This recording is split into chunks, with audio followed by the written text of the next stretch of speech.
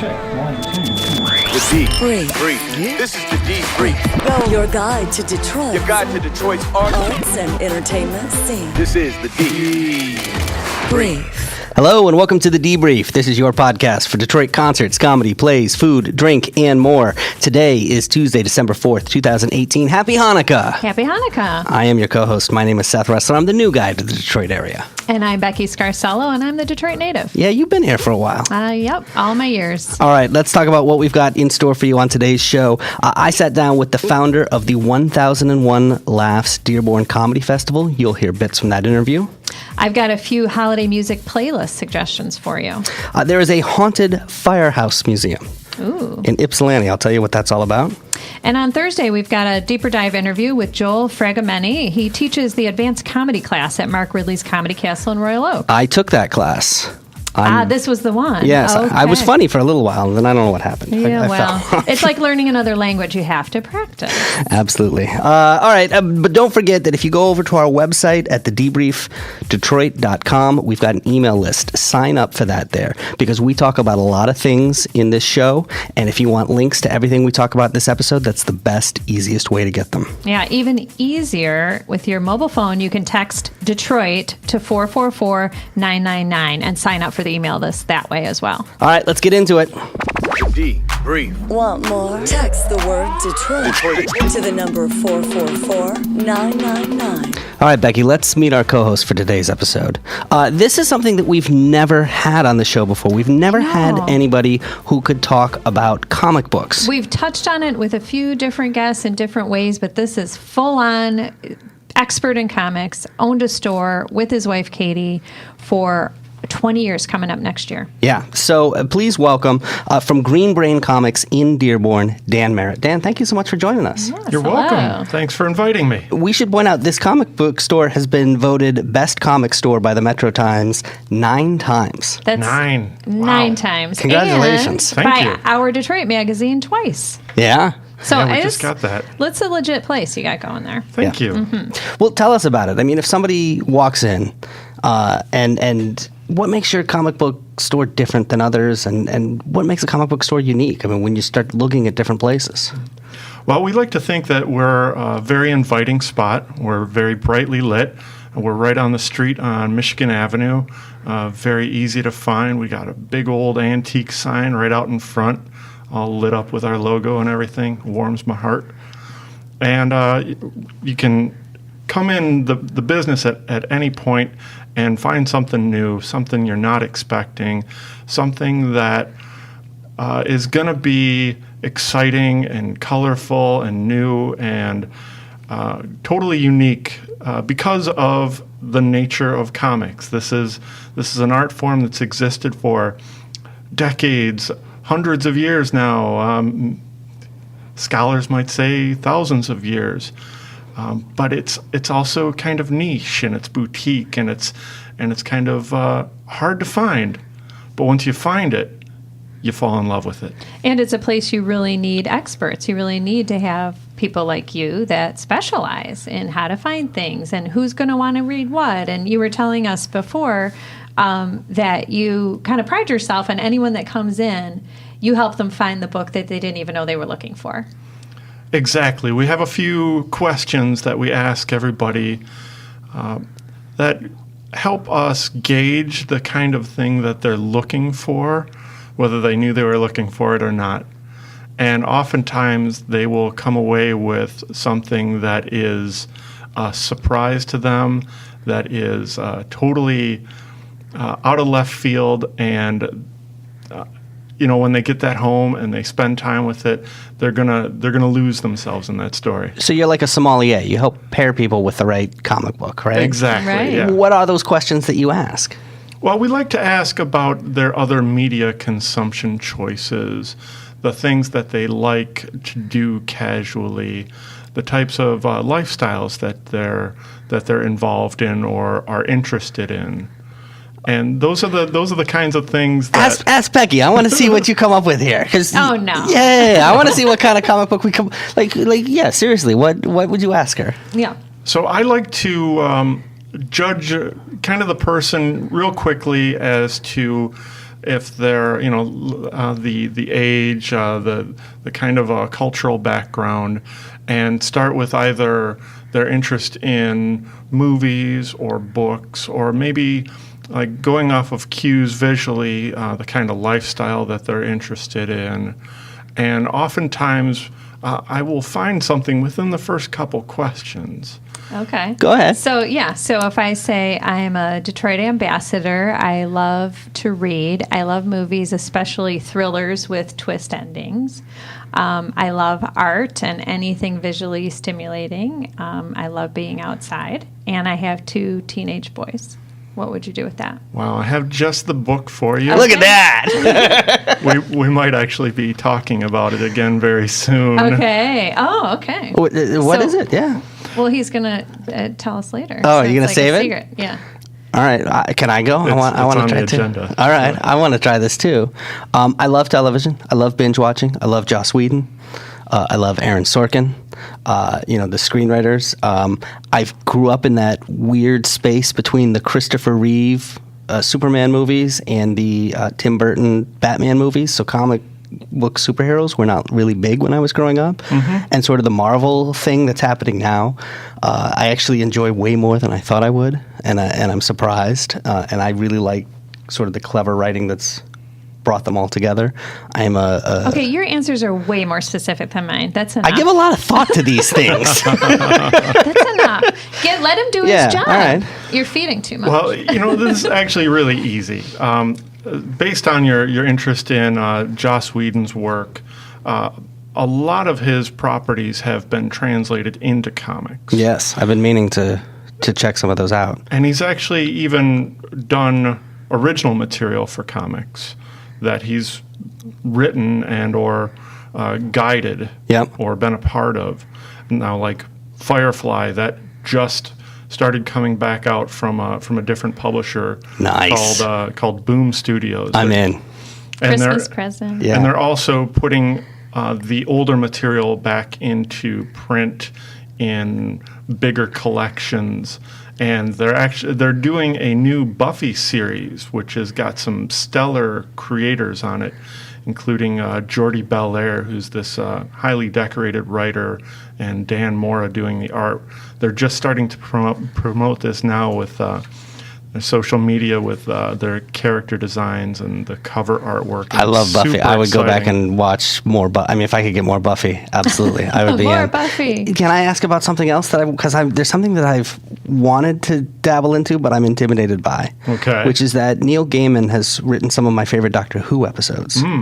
And I know I started doing research on the guy, and he's really known for this Sandman series, which is, I guess, a landmark comic book series, right? Yeah, it was one of the comics that really brought the genre, or the medium back into popularity with its sophistication and its completely unique visual styles throughout the series. And Neil Gaiman's career essentially skyrocketed from his start in comics. So should I want to try it, but I don't want to.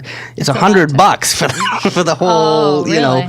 Anthology. Is that the place to start, or is there some other smaller place I can start? Well, he's got, of course, the Sandman series, which is 10 different volumes within the main series. The cool thing about that is they're all broken up in arcs, so you can just read the first volume, get a full story, get a feel for it, and see if you want to continue. All right. That's a good one. This guy's full of good advice. See, I need to know mine now. Can you tell me now? Go ahead. All right, so there's this local writer. His name is Saladin Ahmed. Okay, yes. Ishmael Ahmed's son. Exactly. Yeah. We're talking about another big comic fan. Yeah, the guy who started Access, runs the Concert of Colors. We had him on the podcast. Yeah. I interviewed him before Concert of Colors this last man. year. Yeah. Okay, so his son has become quite a prolific writer, correct? Yes. In fact, that love of comics has translated through the generations from Ishmael to Saladin. And he has come into comics writing some superhero stuff, but he also had the opportunity to write a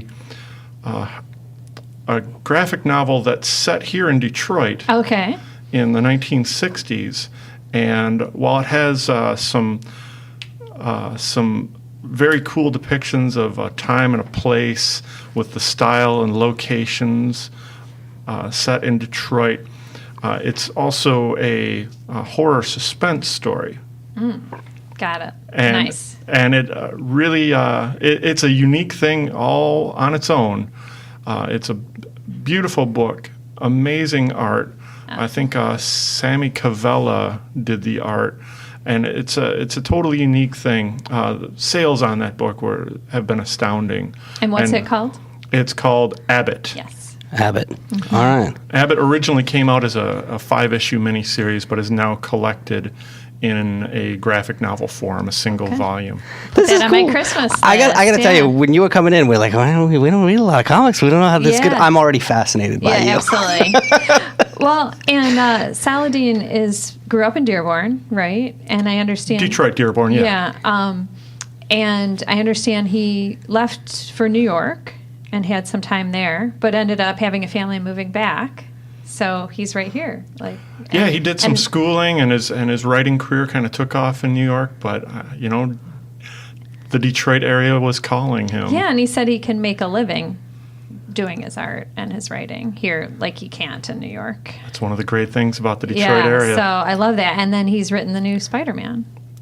Yes, So, that's going to be wow. coming out very soon. In fact, I think a week from Wednesday. Now, keep in mind, this is a new series of Spider-Man, but it focuses on the character Miles Morales, Spider-Man. Meaning not Peter Parker. Right. Miles Morales is part of a continuity from a separate universe. There's the Marvel Universe, Peter Parker, and then there's the Ultimate Universe, which they launched in the early 2000s as kind of a updating, but a separate Okay, so story. different Spider-Man. Right, Spider-Mans, where Peter Parker was a young man going through all the stuff that he went through in the 60s, but in a modern contemporary setting. Through the years, Peter Parker actually lost his battle against the Green Goblin, and a young man was in the crowd named Miles Morales, who had a similar origin to Peter Parker, and he kind of took on the mantle of Spider-Man. Okay, pass the torch. Okay, Right, Okay. and there's been some crossovers with the regular Marvel universe. I hope your audience isn't glazing over. We got to diagram That's this. We got to put it probably on. But the cool thing is now these Spider-Mans are all being combined into a single entertainment property that has a movie coming out right around Christmas, and they're all having adventures together. All these different Spider characters from all these different universes. Very cool. And Saladin's very involved in that. And the character is Latino now, right? Or Yes, actually, Hispanic. Let's see, his mother's Hispanic, and his father's African American. yeah, so mixed race. Yeah, so that's really cool. Well, very cool. Well, Dan, we're excited that you're here. Please hang out for a while, enjoy the show, and let's just get into it. Thank you. This is the Deep. Brave. All right, Becky, let's start with music news. What's going on? Sure. So, you know how the city of Detroit has a bunch of stuff online now. You got the neighborhoods.org and things that the city's trying to spotlight. Well, did you know they have their own Spotify account? City of Detroit. I didn't know that. Yeah, so you can go to Spotify. Does that mean I don't need one? Can I just use theirs? You or? could just use theirs, sure. Okay, yeah, sure. There's sure. a lot of good stuff on it. And one of the things they just put on is a Detroit holiday playlist. So it's 38 songs, Christmas songs, only by Detroit artists. So you've got 12 Days of Christmas by the Spinners, to more modern takes on Christmas songs like Home for Christmas by Kem. And everything in between. So you can find the Supremes, BB and CeCe Winans, of course, Aretha. Jackson 5 doing Yes. I Saw Mommy Kissing Santa Claus. Right? Yeah, so it's a really a nice playlist. So Kid Rock have any big... He is Christmas not songs? on there. It's not on there. So, but go to Spotify, City of Detroit, all lowercase. So, and speaking of holiday playlists, I found out about a really unique one. So, I was at the Detroit Urban Craft Fair at Masonic Temple over the weekend, and DJing that is a guy named DJ Dave Lawson.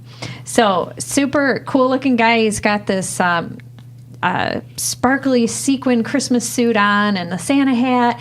More Christmas records than I have ever seen in one place. All the vinyl, like from 50s, 60s, really cool swanky stuff up through current. I was there for hours because my niece had a booth there and I was doing a lot of shopping. Never heard the same song twice. Nice. And so I went up, talked to him. I put a picture of him on our Instagram, so check that out. But he's like, hey, yeah, I do this free annual playlist of holiday songs. So it's his 5th year.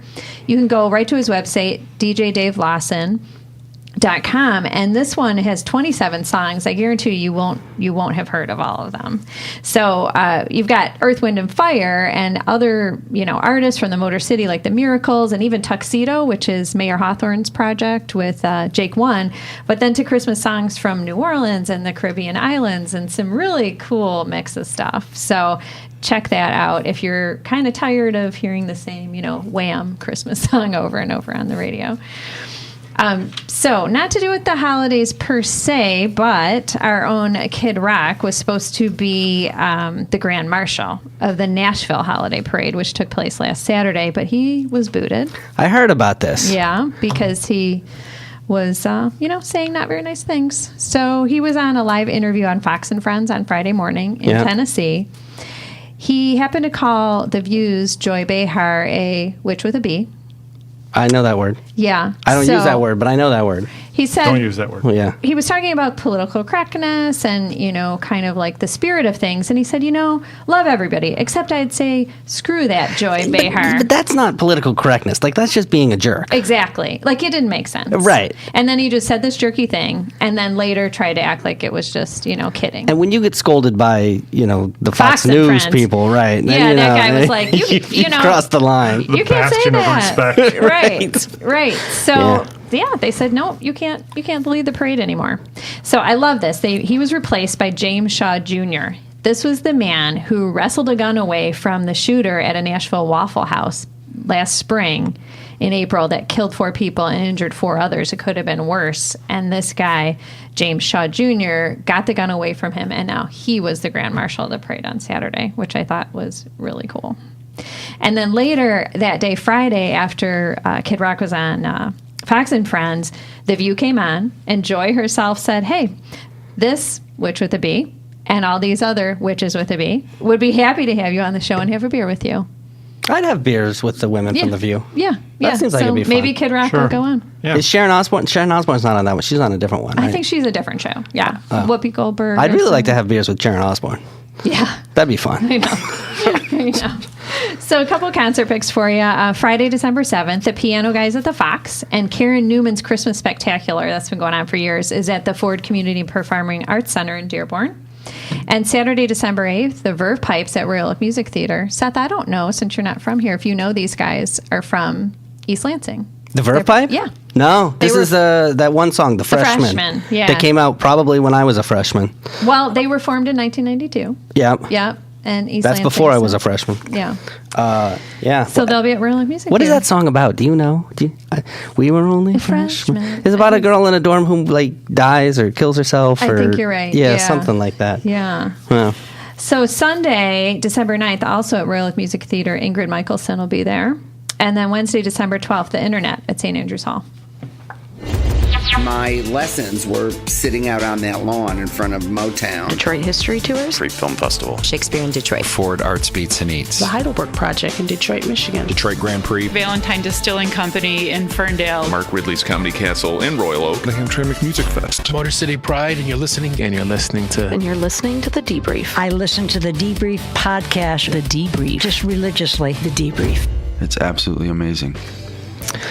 All right, Dan, I got an opportunity to sit down with a guy who lives in your neighborhood. His name is Amr Zahn. I don't know if you know the guy, if you're familiar with him. I don't know him personally yet, but he's got a great reputation. He sounds very talented and funny. Yeah, so this is a comedian, and he puts together the 1001 Laughs Dearborn Comedy Festival. Happens every year around this time. They do it over at the Arab American Museum. Yeah, we're just a few blocks over from there. Yeah, that's a beautiful museum, too. It really is, yeah. So, and I heard him speak at TEDx Detroit. It was totally captivating. I mean, he was so funny, so compelling, and just kind of like hit you. Yeah. Right. He's also a professor over at Detroit Mercy, and you could tell in the conversation that we had, because he is a Palestinian American, and that's very much part of his identity and part of his routine and part of the comedy that he does, and frankly, a part of a lot of the things that he puts forth, like this Arab, like the 1001 Laughs Comedy Festival, and that really came through. The event is happening December 7th and 8th. There are 2 shows each night, so one at 7 o'clock. And one at 9 o'clock. And I asked Amr what the festival is all about. Here's what he told me. It's a festival, first of all, to feature stand-up comedy, our beautiful art that we all do. And there is a concentration on Arab American artists. We hold it here at the Arab American National Museum in Dearborn on Michigan and Schaefer in East Dearborn. Obviously, the name 1001 Laughs comes from 1001 Arabian Nights. It's a play off of that. But we don't only have Arab American comedians. We have all kinds of comedians. In the past, we've had Black, Latino, Native American, white, Asian, all kinds of comedians. But we do have an emphasis on Arab American comedians, and the crowds are mostly Arab American because we're here in Dearborn. So yeah, Dearborn obviously having a huge Arab American population there. He not only does this show and has been doing it for the last 6 years in Dearborn, but he also takes it on the road and he goes over to Palestine. And so he told me a little bit about those comedy shows. So in 2015, I started another branch of this festival in Palestine. And we would do one whole week of comedy there, not 2 nights. And we would bring about 7 to 10 comedians from America and a couple from there, although the scene is not really developed there yet. And we would do 5 nights of comedy in the cities of Ramallah, Jerusalem, and Bethlehem. It's like the Jesus tour. And we would go around to all these cities and we would do all these shows. And again, back there, it was also a huge response. I think that's cool that they do that. Yeah, definitely. To take the show on the road like that. Mm-hmm. Yeah. And building a lot of bridges, frankly. Exactly. I asked him, though, when you're doing these shows in 2 different places, like, are there jokes that will work here in Dearborn that might not work there in Palestine? And here's what he said to me. I always tell people, sure, there's a few jokes that I might only tell there because you might need to know a little bit more Arabic to know it, and a few jokes I might only tell here because you might need to know a little bit more about American society and pop culture references to get it. But probably 80% to 90% of my stuff is stuff that I can tell anywhere in the world because it's really just about my view, my observations of what I'm seeing in the world, and that's something that our audiences always want to hear. That was interesting to me because he was kind of like, there's not that much I have to adjust it. Because one of the things, for example, working in radio and moving city to city, every city's got a slightly different, slate of artists that you need to play. They call it terroir in food, where you're using different ingredients. Feel. Do they have that kind of thing in comic books? I mean, you're there in Dearborn. Do you sell more titles that, for example, cater to an Arab American audience than maybe you would if you were in Ann Arbor or some other place? Yeah, we do a great business with material from foreign origins. Like we've got a lot of material that has been developed in the Middle East and brought over, translated. And the interesting thing is it gets developed and is popular and gets a lot of its audience in Europe, in France and Belgium, and grows that stature and then gets brought over. So it doesn't start here necessarily. It just kind of crosses to America? Well, there are a lot of Arab American creators making comics today here in America. Right. But the foreign material it's wide and deep. Wow. That's awesome. How does it translate? I mean, I'm sure certain things they have different linguistics or certain cultural references that aren't so easy to translate. But is it because the drawing and the visual aspect, you can tell more of the story that way? Exactly. That's the great thing about comics is you're telling a story with more than just words and more than just pictures. It's the amalgamation. It's the magic that happens in that panel that really helps translate where the Arab to or English translation may falter.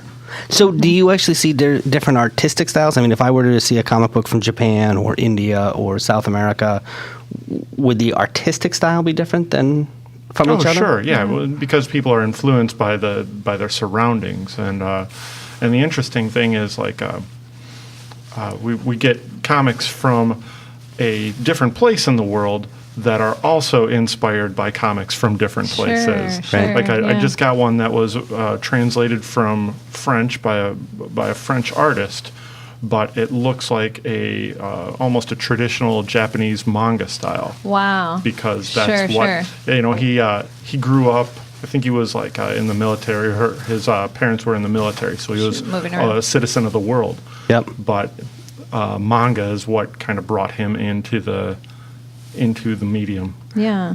That kind of stuff fascinates me. It is super fascinating. All right. Well, anyway, the 1001 Laughs Dearborn Comedy Festival, like I said, it is happening December 7th and 8th at the Arab American Museum. 2 shows each night, 7 and 9. And if you want to hear my entire conversation with Amr Zar, like I said, the guy is fascinating. You would really enjoy meeting him. We'll set up some lunch. We talked about that. That was one of the things we talked about. Oh, good. What restaurants to go to before the show. We also talked a little bit about the political climate, being an Arab American and what that means as a comedian, and how that's changed things. So that entire conversation will be available in our mobile app that you can download for your Apple phone or for your Android phone.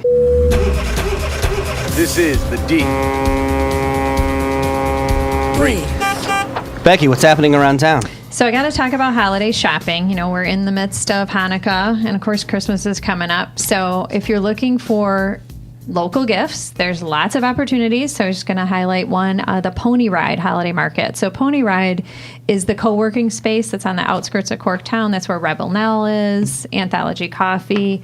So on Saturday, December 8th, all day long, they're going to have more than 50 artists and vendors doing unique gifts in the space of Pony Ride, which is a neat place to go. And it's part of this greater event called Corktown Aglow. So we did a written interview. So rather than me saying a bunch of stuff about it now, you got to go to our website, thedebriefdetroit.com, and read our written interview with Aaron Gavel, who is the founder of the event. It's the 3rd annual now. So they have a cool, what I thought was really cute was a naughty and nice bingo game. I don't know if she talked about that in the interview, but you can go. It's an incentive to go around to different shops and venues and restaurants and get like a little check on your bingo card, and you can win really cool prizes. Yeah, the whole idea here is that if you haven't been down to Corktown in a while, this is a really good time to go this weekend, and bring the family and just see what it's about, because that very family friendly. That space has changed. I mean, have you been there lately? I haven't lately, but it's just right down the street. I know, right? So close. So yeah. So if you want to see Santa, there's an opportunity to have breakfast with Santa at the zoo. Tickets are on sale for this, and I say that because they will sell out. This is a real popular event. So they're doing it December 8th, 15th, and 16th. You can go get a waffle buffet in the Wildlife Interpretive Gallery. Your kids get a special gift, and you can visit with Santa, and it includes the zoo admission.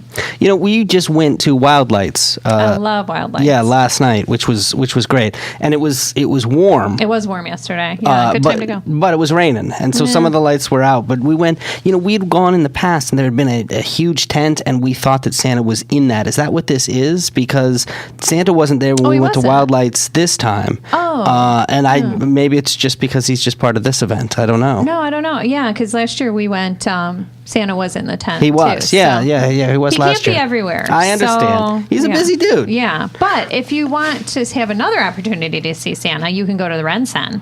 And in my opinion, it's great. It's super great to see Santa there. He's in the Jefferson lobby, which is a really nice spot, and it's all free, even the photos. Yeah, they give you a complimentary photo. Nice. And back when my boys were little, my husband worked at the RenCen at the time, and so we would always go see Santa there, and he was magic. Like, he knew things about my boys. He spoke to them, and they were like, wow. Becky thinks Santa's real. I was almost convinced there. I'm just telling you, he's a really good Santa. So. Can I ask what the comic book history of Santa is? Oh, it's long and very interesting in that oftentimes publishers will just put Santa on the cover of their December comics.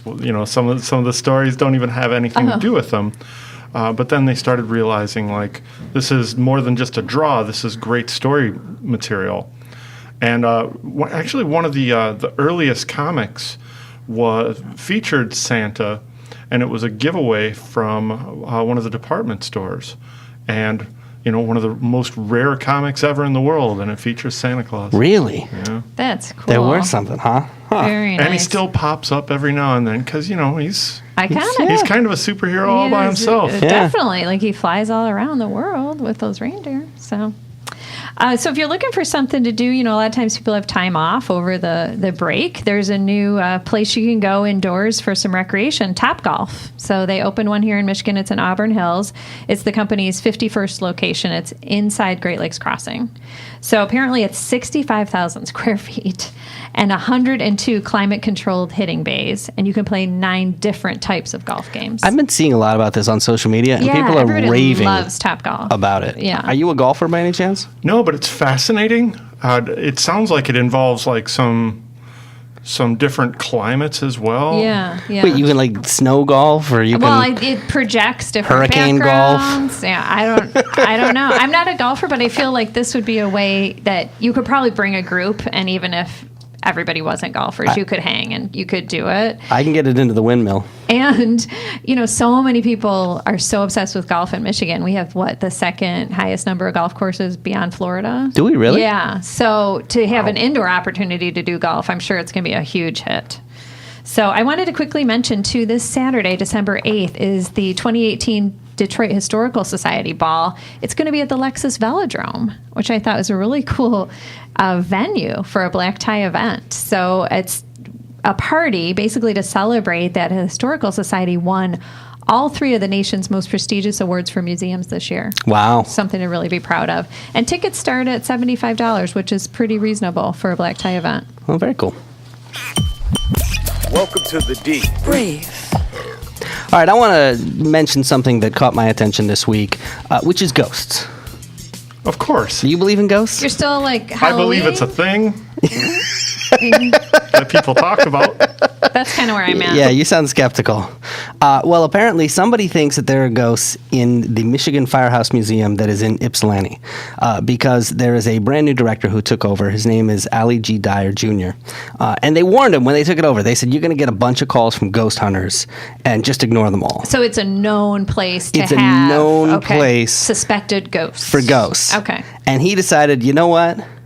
I'm going to embrace this. Nice. And so we called the ghost hunters back. These ghost hunters from Ohio came up and had like a field day there. Oh. And it's led to, they are now going to host this Saturday the 8th, their very first Paracon. Okay. Which is, I guess, a paranormal conference, right? So you're going to have a number of speakers, weird lectures, host John E.L. Tenney, who I guess is a big name in kind of the paranormal UFO space. In the weird lecture circuit. In the weird lecture circuit, yeah. Scott Porter of the Tennessee Wraith Chasers. That sounds like a D&D group. It does. It does. It does. Oh, boy. You should probably get in on some cross-promotion here. I'll bet there's some overlap. And I'll tell you, when we moved into our current building 4 years ago, I was really hoping to find some ghosts. The building has been around for a while. It's got a rich history, but... Nothing? All the lights off in the middle of the night, not a creep. You pulled out the Ouija board and you've done the test? Right. Maybe you have to call up the ghost hunters and they'll do a deeper investigation. I have a feeling they'll find something. Yeah, right? Yeah, they always do. Right. As part of this Paracon, also there are 50 VIP ticket holders who are going to be able to go on a midnight ghost hunt. Ooh. But here's why. So the former fire station's chief, a guy named Alonzo Miller, died in 1940, and it's believed that he haunts the building. So, immediately after he died, Miller's crews reported hearing strange noises in the station, and they went on for decades, until the 70s they were reporting these things. So, wow. Maybe there's ghosts there. I don't know. You'll have to go and come back and let us know. This is the Detroit. This is the Debrief. All right, that's a show. It's pretty easy, Dan, right? You could do this for a living. This was a breeze. Right. Yeah, try to make it comfortable. Hey, we want to let you know about a couple things. We have a mobile app, and go into that mobile app because you can get a lot of bonus content, a lot of interviews and other things that you can only get there. Check it out. Also, on Amazon Echo, you can say, Alexa, enable the Debrief podcast, and listen to us there. And on Thursday, we have Joel Fragamenti of Mark Ridley's Comedy Castle in Royal Oak. He'll be on the show. He teaches the advanced stand-up comedy class there. Let's do shout-outs before we get out of here. Becky, anybody you want to shout out this week? Yeah, I'd actually like to shout out Dan's Place, Green Brain Comics, for their Brain Candy events. So we gave a promotion for one of them that happened a few months ago, and I've just been fascinated ever since. It's this multidisciplinary event that you do to kind of bring in different groups of people. So you have a poet or an author reading, you have a musician performing, and you have a visual artist displaying work. So exactly, tell us about the next one coming up. So this one that we got coming up on Monday, December 17th from 7 to 9 will feature a musician named Betsy Sukup, who is a double bass player. She also does vocalization. She will be playing in between the other performances. We will have a poet named Con Santori Davison, who is also a music writer for the Metro Times. Oh. And also writer Stephen Mac Jones, who just put out a new book that I guess is already getting some attention from Hollywood. He's local here to the area. And we also have a couple of cartoonists for our first time. Even though this is a comic store, we have two local cartoonists that are going to be doing an exhibition of their work. Sarah Bollinger and Tara Kurtzels, who do a couple different things. They just finished a web comic called Girls Have a Blog, and their new in-print comic is called Night and Beard. And that all happens at our store on Monday, December 17th from 7 to 9. Oh, that sounds so fun. I would never think to go to a comic book store for live music or to see an art exhibit. I just think that's super cool. And you do these monthly, right? Yes. Yeah. It's put together by a local editor who also is a community manager. He runs a website called Emerging Writers Network. He felt that this was an opportunity to bring his literary audience to my comic literary stage venue and show both of our clientele that there's really not that much difference. Very cool. Awesome. All right, Dan, what about you? Anybody you want to give a shout out to? If you don't mind, I got a couple now that I think about it. Sure. We've got a local place just a block over from us, Retro Image Antiques. It's a great place to get antique Christmas ornaments. And they've recently developed a line of T-shirts using classic Detroit-based logos. And we were talking a little bit about beer earlier, and it made me think of this great brewery that's been in my neighborhood for the last couple of years called Downey Brewing Company. Ooh! I spent the day over there on Sunday for a local crafting bazaar. And the place just feels like home to me. It's an old manufacturing building that the family owned, and they've kind of retconned it to a brewery operation, and just that warehouse feel, but with beer. Perfect. All right, I want to give a shout out as well to the Rackham Choir, the Michigan Opera Theater, and the Detroit Opera House. You'll remember that we did that interview about Too Hot to Handle last week. So I actually went out to the show. And I got to tell you, I was not sure what to expect. I'd never been to the Detroit Opera House. I mean, it's beautiful. Religious classical music is not really, your thing. I come from Tupac and the Dropkick Murphys, right? So this was new for me. We had an amazing time. I mean, this performance was... it was just absolutely fantastic, and to watch all the different soloists work, and it was really amazing. I got to tell you, I am a new fan of Alvin Waddles. Oh, yeah, he's who was big the time. pianist. Mm-hmm. Yes, and in fact, I looked him up, and there's the Dirty Dog Jazz Club that he's Grosse at Pointe, and involved yes. with. So Yes. I might show up there because he would go into his solo, and he did do a little Aretha there. He did Freeway of Love and some Sleigh Ride and songs like that. So it was just a great show. Sounds fantastic. So also want to say thank you to Amr Zar of the 1001 Laughs Dearborn Comedy Festival that happens this weekend, and thank you to you, Dan, of Green Brain Comics. Thank you so much for hanging out and being on the show with us. You're welcome. Thanks for inviting me. And if I could do a quick last-minute plug, I know Sure. this is Yeah. Tuesday, this Wednesday, December 5th at my store, we are inviting in the MSU Advanced Comic Class student in-store signing tour. They're coming all the way over from Lansing. Their instructor, Ryan Clater, is an old colleague of ours, and this is now an annual event. He brings his advanced student class in for them to exhibit their wares. Perfect. We'll go check it out. Cool. Yeah. And that all happens Wednesday, December 5th, from All right. 4 to 6. Well, until then, Detroit's moving. Keep up. The Debrief. Your guide to Detroit's arts and entertainment scene.